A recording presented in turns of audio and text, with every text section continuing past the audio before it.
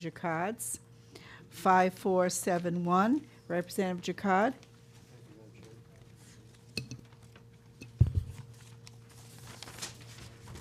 Thank you, Madam Chair. 5471 would allow what are referred to as adjunct faculty members at the state colleges to qualify for medical benefits paid to full-time professors at the colleges. Currently, under Rhode Island law, a part-time employee is defined as a person that is employed by the state who is working less than 20 hours. That definition does not help the people at the state colleges and universities who are teaching less than a full-time load, because they don't work in hours per week. They work in courses taught per semester, basically. So this would attempt to define that. Anybody who works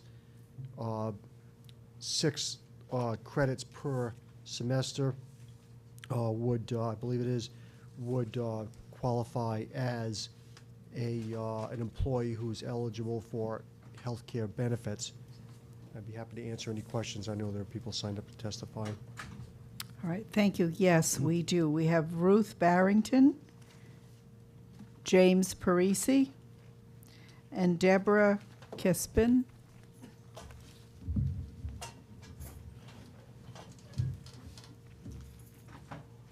Ruth? Yes. Welcome to House Finance.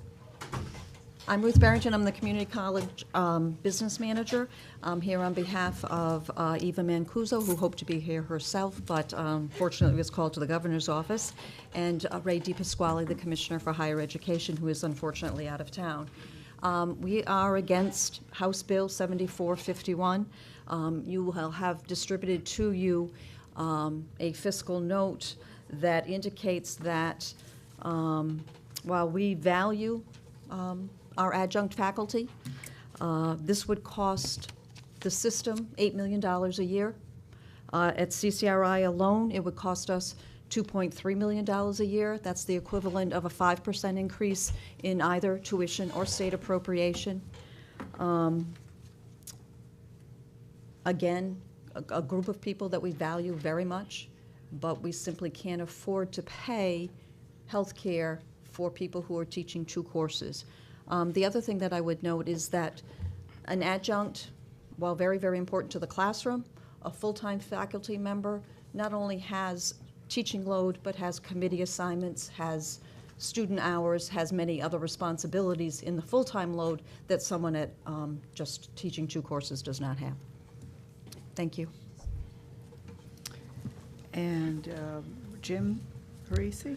Yeah, thank you. The Rhode Island Federation of Teachers and Health Professionals supports this bill. We appreciate Representative Jacard putting it in for us. This is the first time that you're seeing this bill or anything close to it.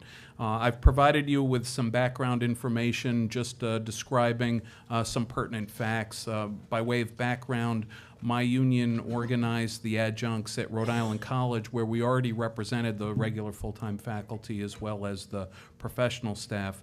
The employees who were adjuncts at University of Rhode Island are organized under an AUP chapter, and the folks over at CCRI are unorganized, but all 3 groups would be impacted by this bill.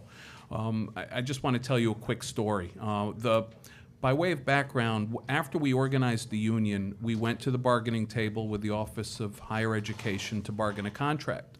And one of the union proposals was an attempt to get medical insurance benefits for their members. And the negotiators on the union side were told by management that because of the wording of state law, they couldn't entertain it, they didn't want to talk about it. No matter how many courses an adjunct taught, they would not consider them employees because the law is worded based on someone who punches a time clock 20 hours a week, not recognizing that faculty work is different. And we based this bill on the 20-hour rule. So if state law says if you're a 20-hour state worker, you're eligible for medical benefits, that's approximately half of a 40-hour work week, even though most state workers are actually 5 hours. But approximately 50% was a rule that we went by. So the regularly employed faculty at Rhode Island College teach courses worth 12 credit hours, the workload, the course load. So 50% of that would be 6 hours. Now, our bargaining unit is interesting because people come in and out of the adjunct world, but there's a real core there. There's a real core of people who are really committed to the institution. There's no question they're employees. We couldn't have organized them if they weren't considered employees by the Rhode Island State Labor Relations Board. And actually, if you do six credits over a 2-year period, you're in the bargaining unit. I provided some background information, but I really have to question that $8 million estimate. I mean, I know this bill costs some money, but there are plenty of people in our bargaining unit who may be eligible for medical insurance but wouldn't necessarily get it because they get medical insurance through another employer. I mean, we do have some adjuncts who have regular jobs or a pension and then do this on the side. But there's definitely a core of people who have put a career together as adjunct faculty members. They have no other ability to get medical insurance except from their employer. In this case, it's the state of Rhode Island. And that's why we think this bill is necessary. Finally, on the issue of co-share. So the state workers who are in unions all have a co-share based on collective bargaining agreements. It's not specified in state law.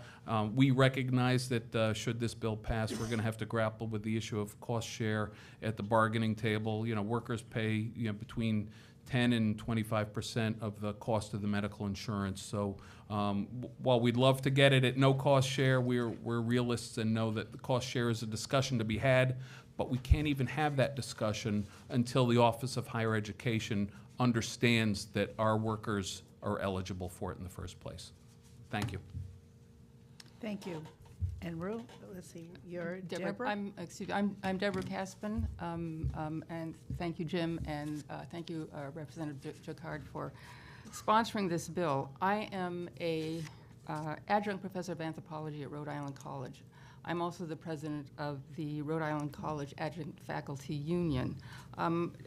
A few words about me and how I came to Rhode Island College and to this issue, I think will serve as a nice introduction. I've been teaching since 1989. I came to Rhode Island College in 2006 and have been teaching there regularly since then. So I've been 7 years an adjunct professor. During the course of those 7 years, I have seen the number of full-time faculty in my department shrink and the number of adjunct faculty increase to support the load that they're no longer full-time faculty to support. And this seems to be the trend not only within our department, but within the campus at large and within the state colleges and universities at large. And in fact, it's happening all across the country. This is the trend of, it's not even the trend of the future, it is the trend of the present in terms of faculty participation and recognition in colleges and universities. This semester in my department, the anthropology department, there are 7 full-time faculty and 10 adjuncts, and we're doing all of the teaching. And that means there are 59% of the faculty in my department are adjuncts. Furthermore, of the classes that we teach, 14 classes are taught by the full-time faculty and 18 classes are taught by the adjuncts. So we are not an insignificant component of the departments. We are regular members of the departments. I am a relative newbie because I've only been teaching there for 7 years. But there are people, adjuncts in my department, who've been teaching for 30 years, for 25 years.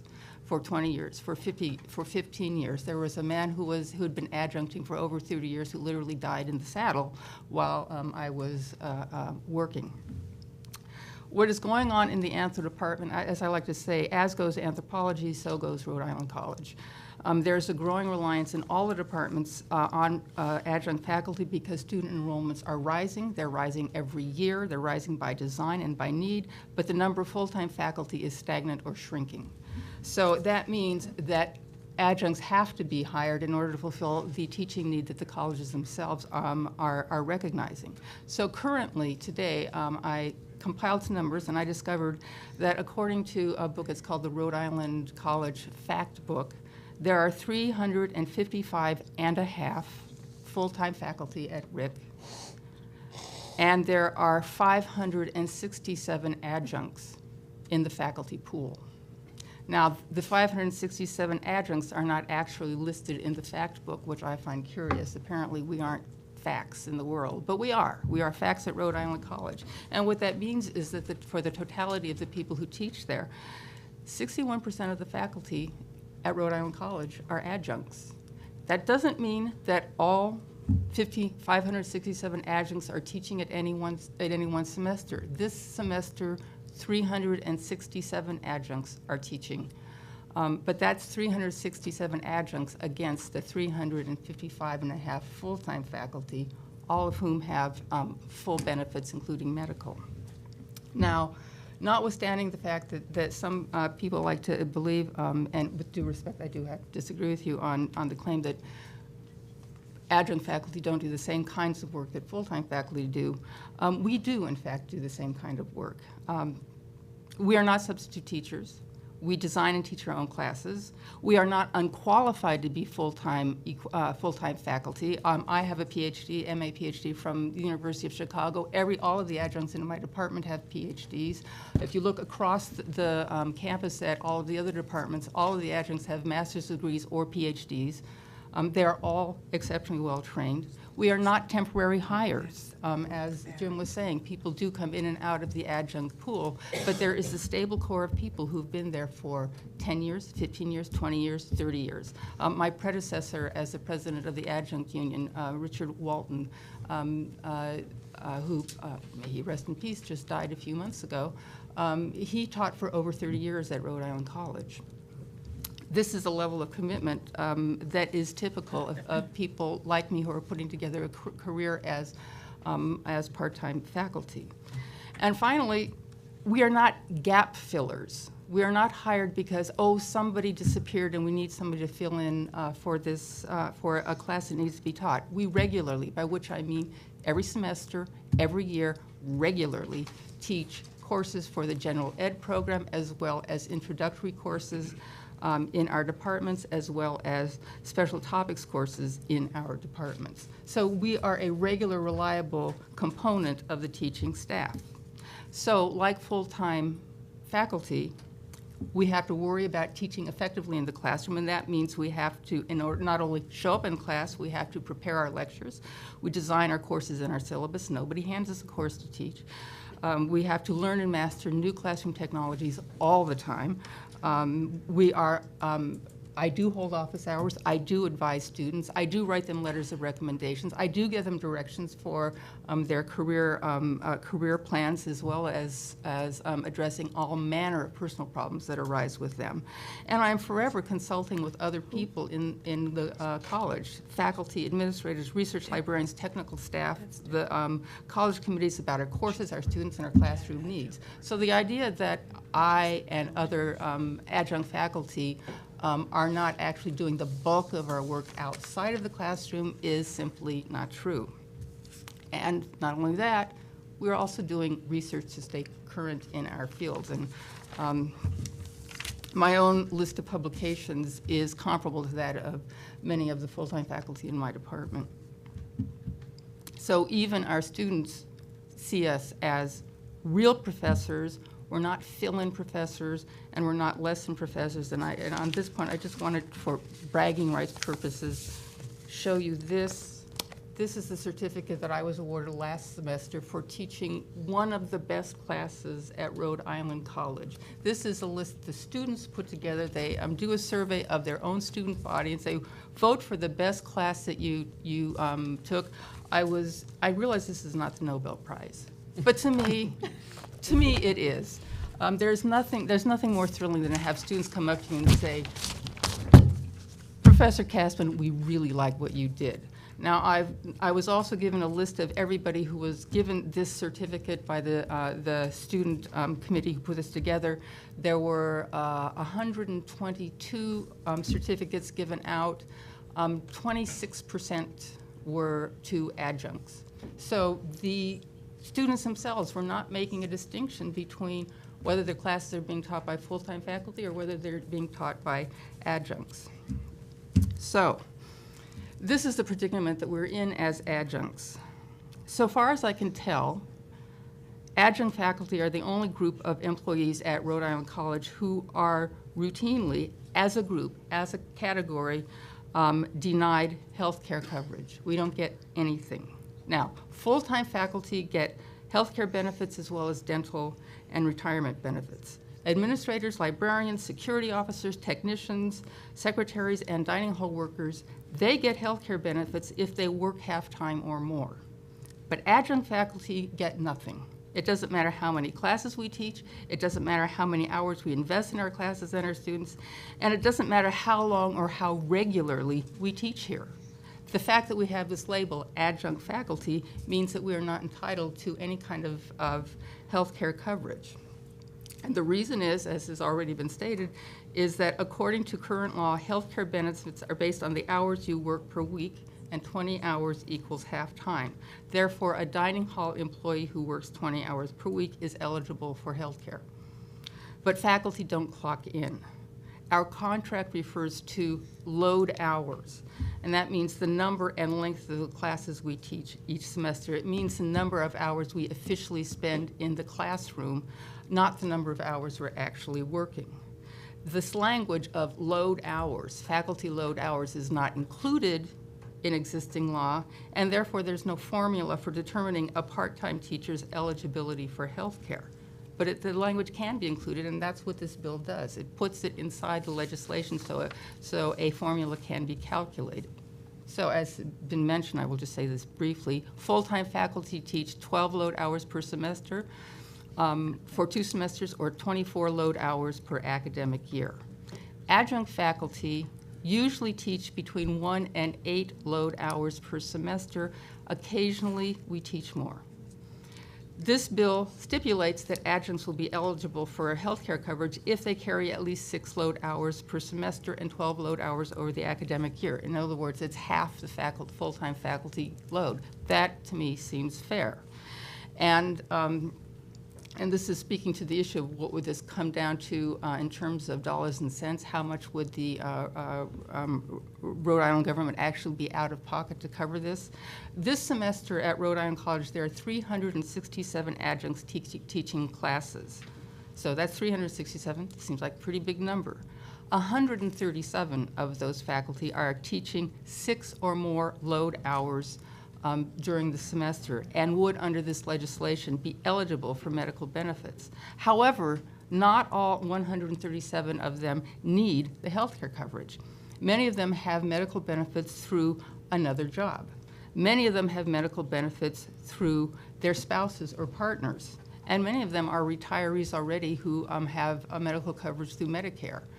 In my own circle, immediate circle of friends, I would say there are more adjuncts who already have health care coverage than who don't. So the pool of people who would actually need this are not reflected, are less than the current number of adjuncts who are teaching. But there are some people who do need medical benefits, and they need to be addressed. And on this point, I'm going to use myself as a case in point. This year, I do not have medical coverage. During this year, from 2012 to 2013, this academic year, I carried 8 load hours the fall semester, 8 load hours this semester, and I'm scheduled to carry 4 load hours this summer. This is a total of 20 load hours for this academic year. If 24 load hours is full-time, by what logic, or shall I say special arithmetic, is 20 load hours not even half-time? By what logic? Consider this, too. Last spring, I was hired by RIC, by my department, as a temporary full-time faculty. That was because one of the full-time faculty went on leave, and went on medical leave, and they had a place for a full-time person, so I stepped in and got the position. During that semester, I carried 12 load hours. That's 3 classes. And because I was specified as full-time, I received health care and dental benefits, which I hadn't enjoyed before. So 12 load hours, I was full-time, I got the medical coverage. And I seized upon that opportunity to have a crown fixed. Thank you so much for this. Can I just say one more thing, and I'll be done? Okay. One more thing. The previous semester, I also taught 3 courses, 12 load hours, but my contract for that semester said I was an adjunct. And therefore, I received no medical benefits, no dental benefits, and no recognition that I was indeed working full-time. And it was all because one semester I was called an adjunct, and the other semester I was called full-time. Thank you. Thank you for your testimony. Any questions? Representative Jacquard has a question. Representative Valencia first. Thank you. Thank you, Madam Chair. Jim, have you polled any of the members as to what the need would be?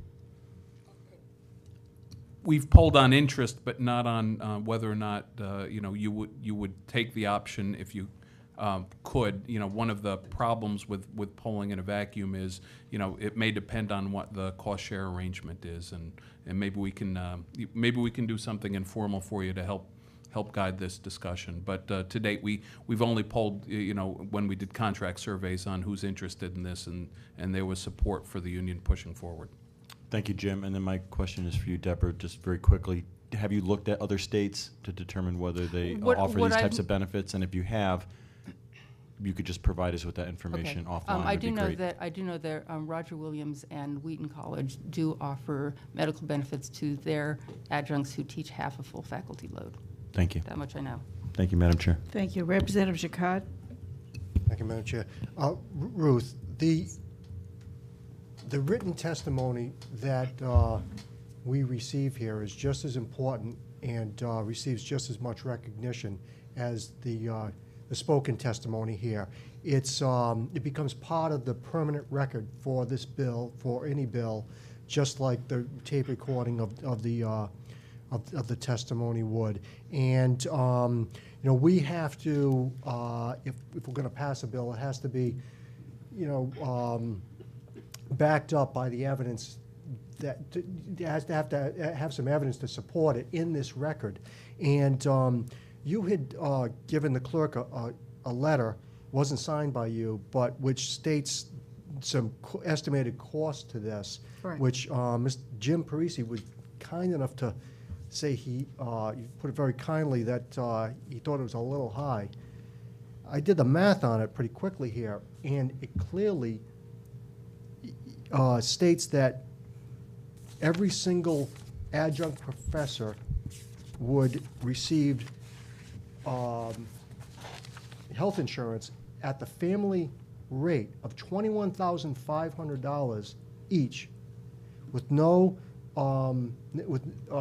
accounting for their copay, number one, no accounting for the percentage that receives health care from another job or from another family member, a spouse that's working somewhere else. Now, obviously, I think that is really readily obtainable information. You could just look at and compare it to the full-time professors and see what percentage of those employees are taking the health care benefit. And you could maybe put something in a letter to say, compared to the full-time members, this percentage takes the individual cost at such and such a rate. This percentage takes the family plan, and this percentage doesn't take anything at all, and maybe give us some accurate information. With that, I would ask that you withdraw this letter from the record, ask the clerk withdraw it, and you could always compile more accurate information and put it into a letter and give it to the clerk for inclusion. But I don't think this belongs in the record here. It's totally inaccurate in my view. The system will certainly do that for you. I can speak to CCRI So because would you withdraw this letter from the record until it can be at least verified? if you would like us to do an analysis in a different fashion, then we would certainly do that. I would- Based on I the would appreciate it. information we were provided, I don't think it's inaccurate. The- And the- even if you were to look at, say, it- perhaps 50 or 75%, we wanted to give an idea of what the scope of the cost would be. It's really But we clear. would certainly go Three- back and relook at it. It says 392 possible members would cost $7.9 million. That's $21,500 each. And I think it's just not accurate. The And everyone here knows FY14 that. rates for a family medical is $22,342. I don't think that you could, that everyone would be taking this, and I don't think that everyone I would be don't taking the disagree. family plan. I think Jim was right, and I'd appreciate it if this was withdrawn. Otherwise, I'm going to make a motion to withdraw it and We strike can it. absolutely do that. Thank you, I'd appreciate that. I think the testimony here reveals some serious issues. When you have 61% of the faculty at Rhode Island College adjunct status, I don't know the ratio of percents at CCRI it's or RIC. 35%. But again, this one-page information does not provide any perspective on that. And do the courses they teach, are they less costly to students?